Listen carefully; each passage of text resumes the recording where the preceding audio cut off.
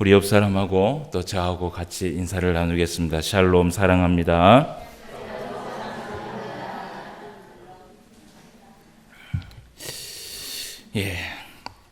며칠 전 매스컴에서 충격적인 사건 하나가 신문 기사에 나왔습니다.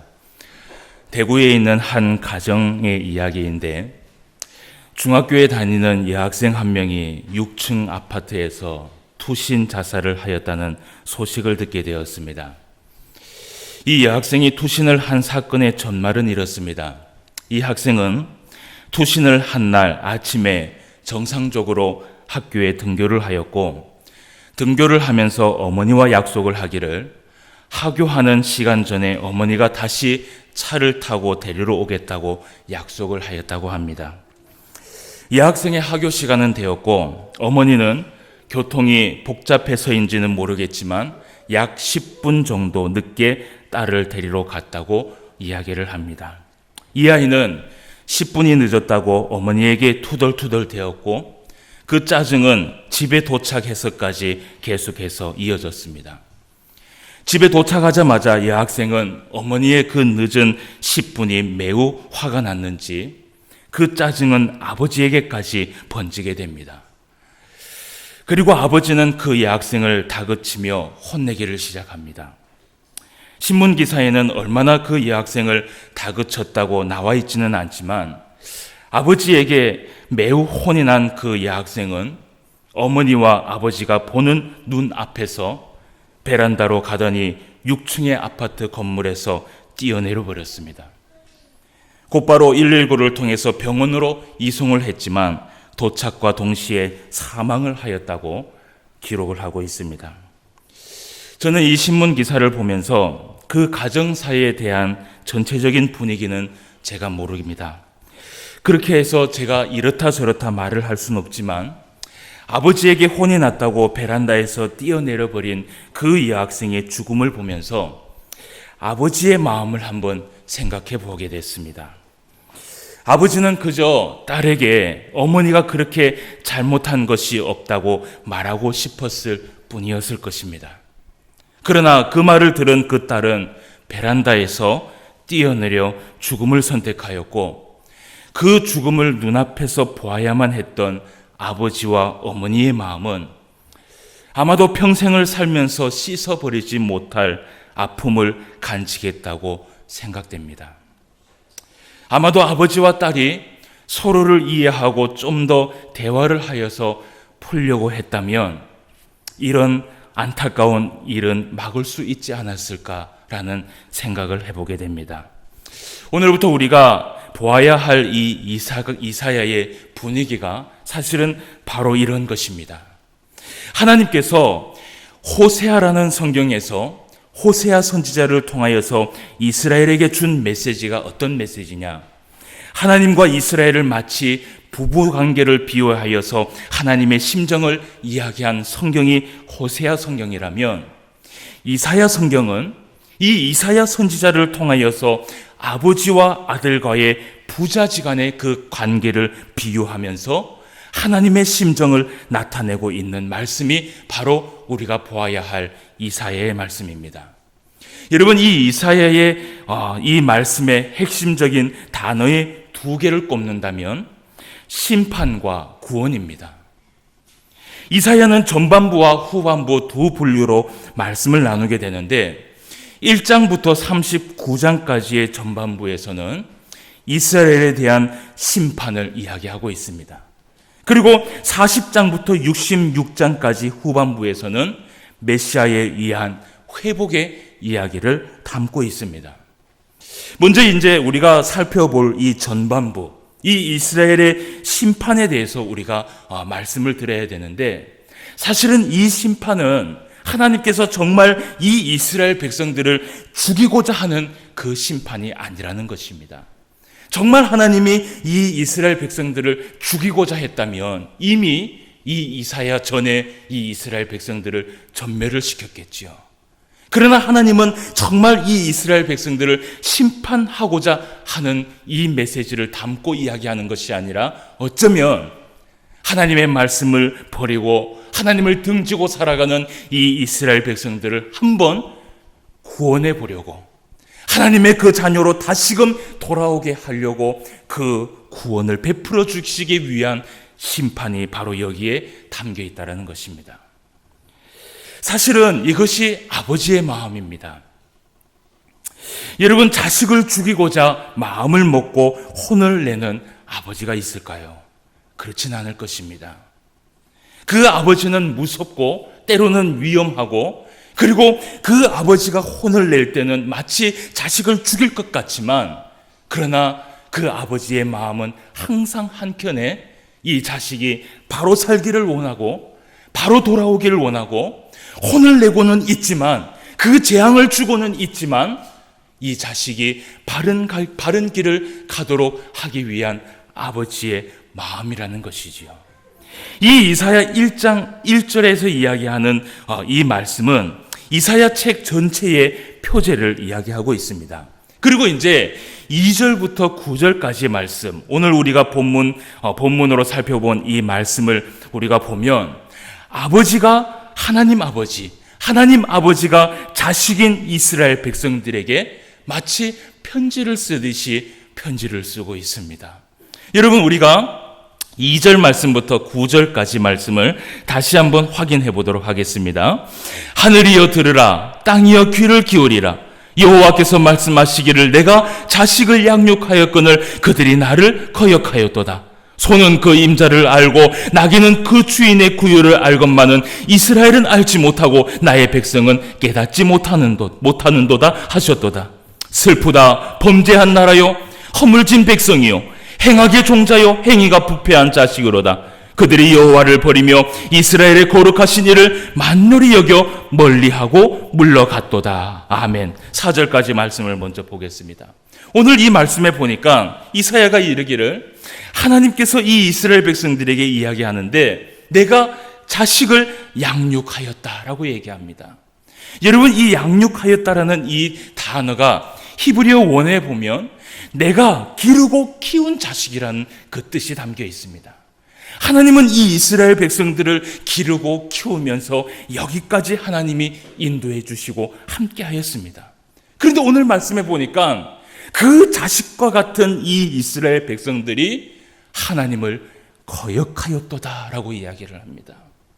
그러면서 얘기하기를, 소도 주인을 알고 나귀도 주인의 집을 알고 찾아가는데 이스라엘 백성들은 길러주고 키워주신 그 하나님 아버지를 알아보지 못한다라고 표현을 합니다. 여러분, 마치 시 하나를 읽듯이 그 시를 얘기하는 것 같습니다. 하나님께서 이 일이 매우 슬프셨습니다.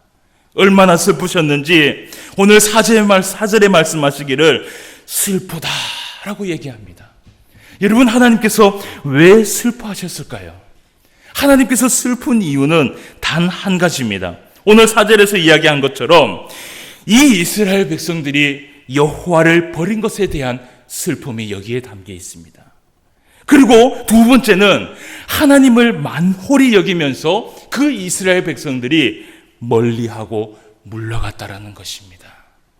하나님이 정말 슬픈 것은 이 이스라엘 백성들이 하나님을 버린 것에 대한 슬픔, 하나님을 만홀히 여기고 멀리하고 물러가는 그 슬픔에 대해서 하나님은 슬프다라고 얘기합니다.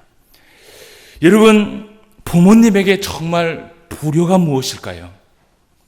사실은 부모님에게 이 자식이 덤벼들어서 속상하게 하는 그 불효보다도 더 큰 불효가 있습니다. 그것은 무엇이냐면 부모님에게 무관심하는 것입니다. 물론 관심을 가지지 않는 것보다 더 큰 불효가 없는 것이죠. 그리고 두 번째는 뭐냐 하면 부모님을 멀리하고 가까이 하지 않고 피하는 것입니다. 여러분, 이것이 사실은 더 큰 불효이죠.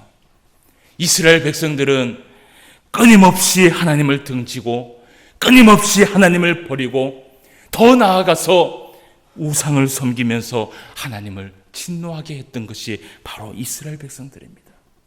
그래서 하나님께서는 이 이스라엘 백성들을 가만히 두실 수가 없었습니다.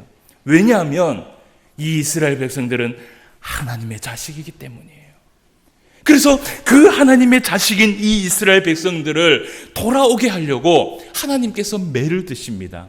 여러분, 이 매는요, 부모가 자식에게 되는 사랑의 매예요. 예.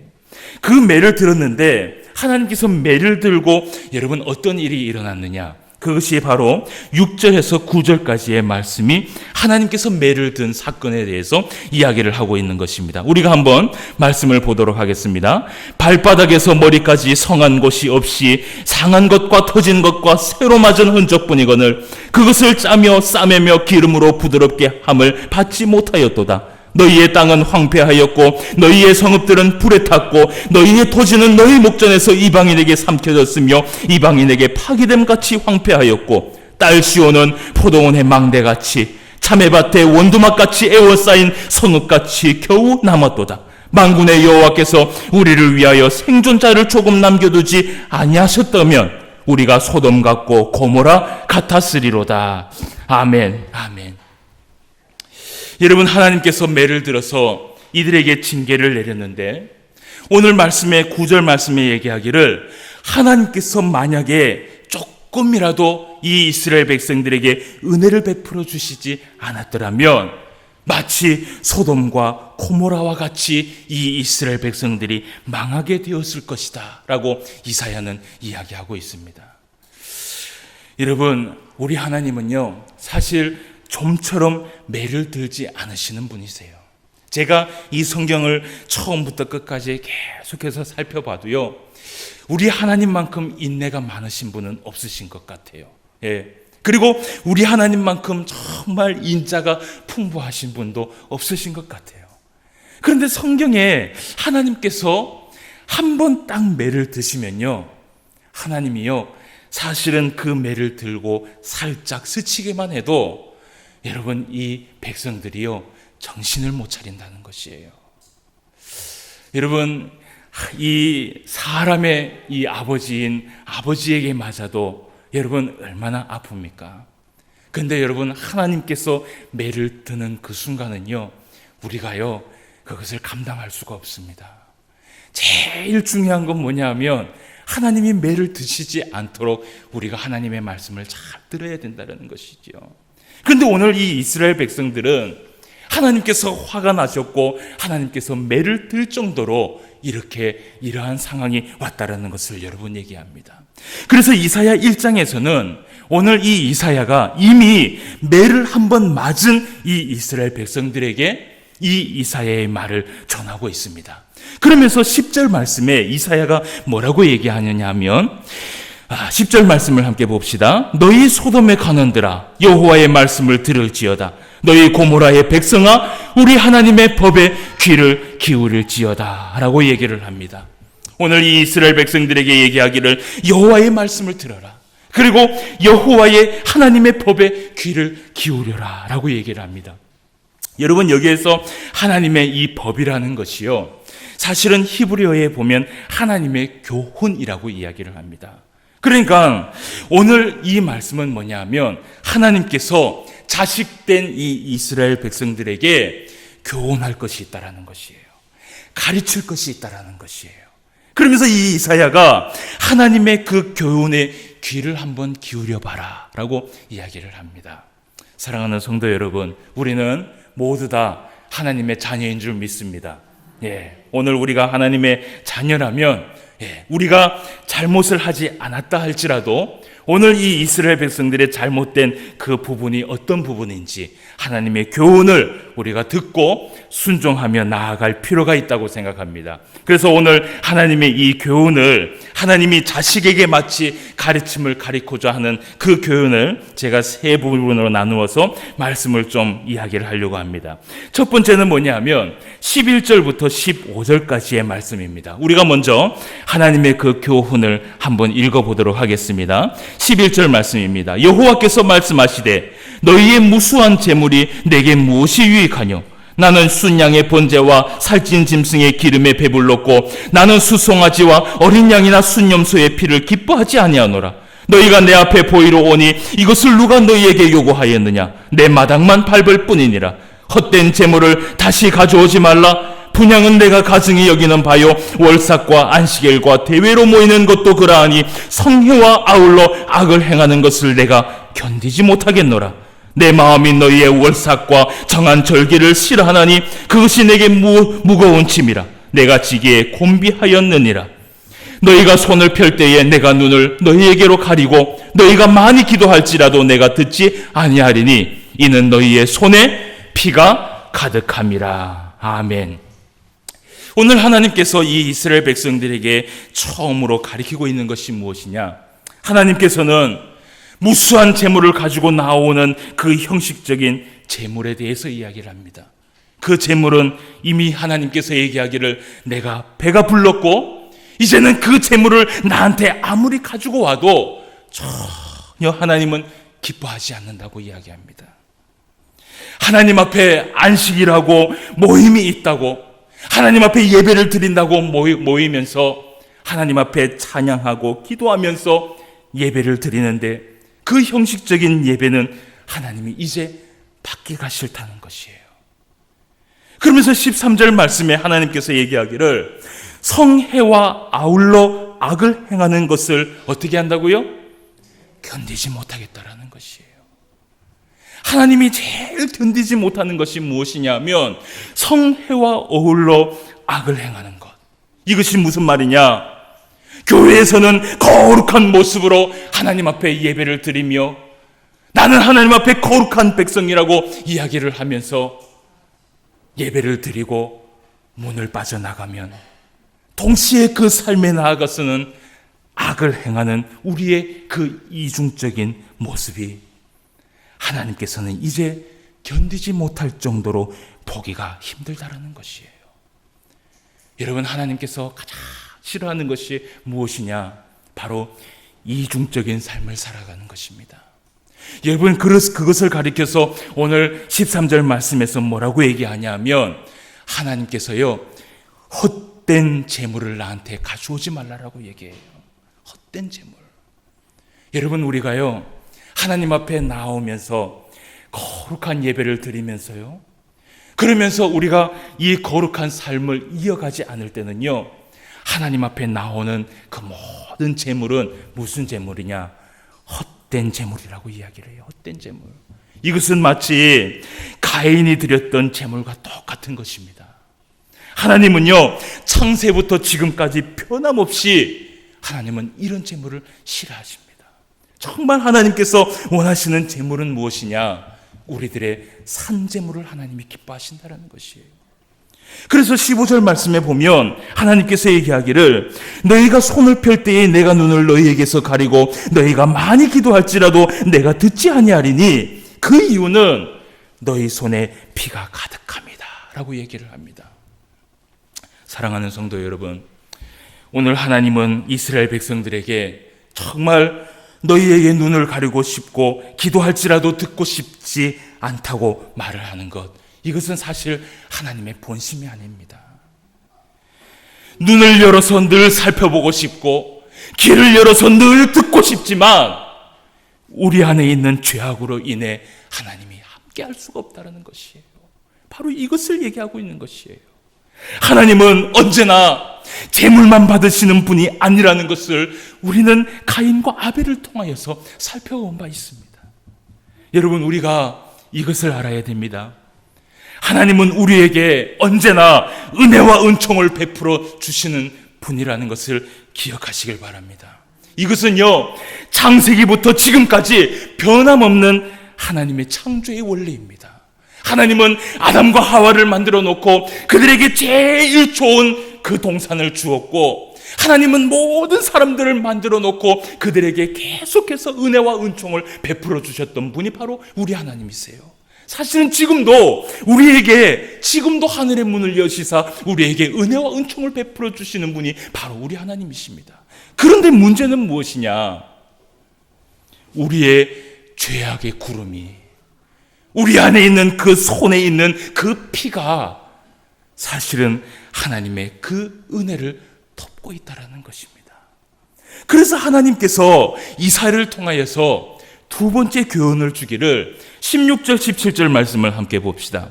16절 17절 우리 한번 보도록 하겠습니다. 너희는 스스로 씻으며 스스로 깨끗하게 하여 내 목전에서 너희 악한 행실을 버리며 행악을 거치고 선행을 배우며 정의를 구하며 학대받는 자를 도와주며 고아를 위하여 신원하며 가부를 위하여 변호하라 하셨느니라. 아멘.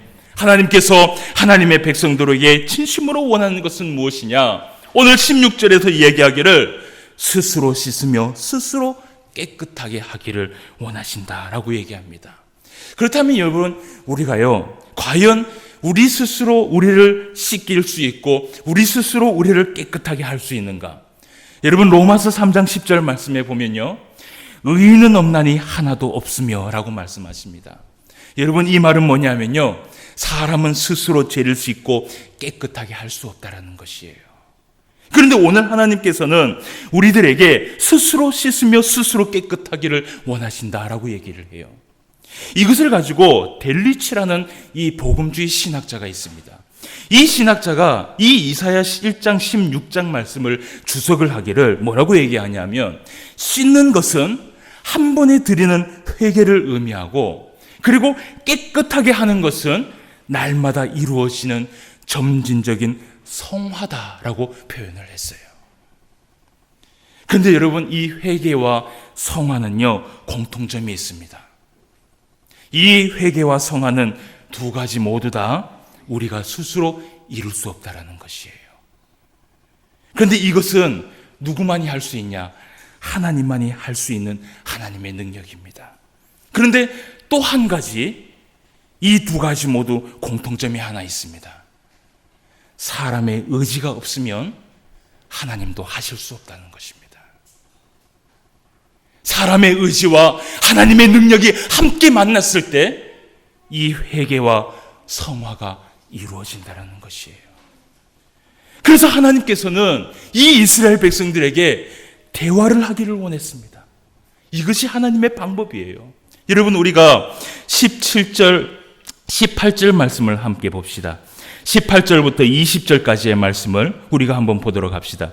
여호와께서 말씀하시되, 오라, 우리가 서로 변론하자. 너희의 죄가 주홍 같을지라도 눈과 같이 이어질 것이요 지능같이 붉을지라도 양털같이 희게 되리라.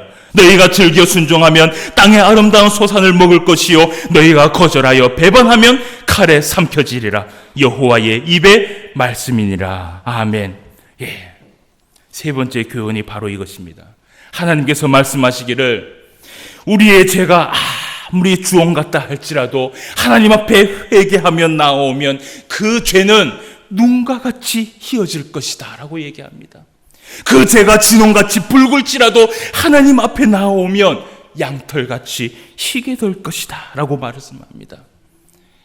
여러분, 하나님의 말씀도 마찬가지입니다.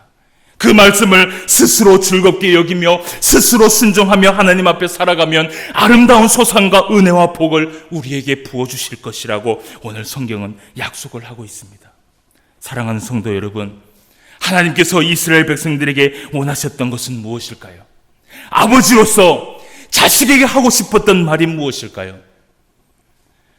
하나님과 멀리하지 않기를 원하셨습니다. 죄가 있어도 그 죄를 고백하고 용서받기를 원하셨고, 하나님의 말씀도 억지로 지키려고 하는 것보다 즐겨 순종하며 감사하며 찬송하며 나아가기를 우리 하나님은 원하셨던 것입니다. 우리 하나님은 하나님께서 창조하신 하나님의 영혼들이 하나님 앞에 스스로 돌아오는 것을 기뻐하는 줄 믿습니다. 어떤 사람에게 전도를 하면서 교회에 나오라고 복음을 전하면 이런 말을 합니다. 매주 교회에 나와서 헌금을 드려야 하는 그 부분이 겁이 나서 못 오는 사람도 있다고 합니다. 그런데 하지만 그것은 정말 하나님을 몰라서, 성경을 몰라서 하는 이야기입니다. 하나님은 재물이 문제가 아니라고 말씀합니다. 오늘도 하나님의 말씀 없이 죽어가는 그 영혼들이 하나님 앞에 진심으로 돌아오기를 원하고 계시는 분, 하나님 앞에 와서 생명을 얻고 하나님의 말씀을 통하여서 구원함을 받기를 원하시는 분이 바로 우리 하나님이시고, 그것이 바로 아버지의 마음이라는 것입니다. 우리의 영적인 아버지 된 하나님께 늘 가까이 나아가기를 원합니다. 멀리하지 않기를 원합니다. 죄가 있으면 고백하고 하나님 앞에 용서함 받기를 원합니다.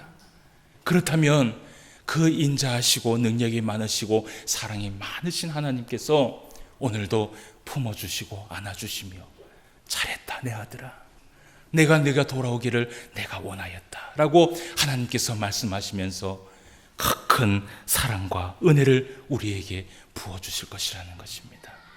우리 모두가 하나님의 그 마음을 시원하게 해주는 저와 여러분 되시길 주님의 이름으로 축원함을 드립니다. 다 같이 기도드리겠습니다. 하나님 아버지, 은혜를 감사함을 드립니다. 죄악 속에 살고 있는 손에 피가 가득한 우리들을 마다하지 않으시고 거룩하신 하나님 앞에 나와서 예배드릴 수 있도록 인도하여 주시니 감사함을 드립니다. 씻을 수 없는 죄악이지만 하나님 앞에 그 죄를 고백하고 나오면 그 죄를 절대로 묻지 않는다라고 우리 하나님은 말씀하십니다. 하나님 앞에 나아오기를 기뻐하는 하나님의 백성이 되게 하여 주시옵소서. 하나님을 찾는 하나님의 백성이 되게 하여 주시옵소서. 하나님 앞에 예배하는 하나님의 성도가 될 수 있도록 인도하여 주시옵소서. 오늘도 아버지 된 그 하나님의 마음을 우리가 이 이사야를 통하여서 배우고 나아갑니다. 하나님이 주신 그 교훈과 가르침을 받고 오늘도 하나님의 백성된 삶으로 살아갈 수 있는 우리 모두가 될 수 있도록 인도하여 주시옵소서. 함께하여 주심을 감사함을 드리며 모든 말씀 예수님의 이름으로 기도드리옵나이다. 아멘.